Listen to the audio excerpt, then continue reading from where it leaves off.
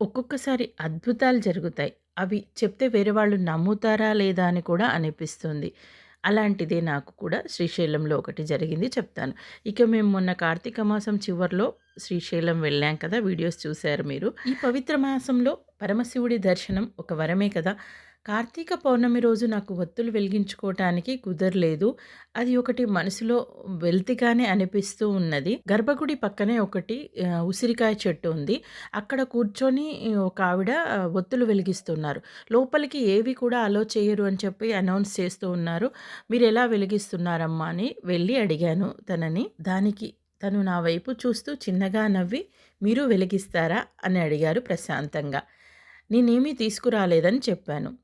తన దగ్గర ఉన్నయన్నీ ఒక్కొక్కటిగా తీసి ఇచ్చారు. పసుపు, కుంకుమ, ఒత్తులు, పువ్వులు. మా వాళ్ళంతా కూడా ఏంటిది విచిత్రంగా అని చూస్తూ ఉన్నారు. మిగతాదంతా కూడా నెక్స్ట్ వీడియో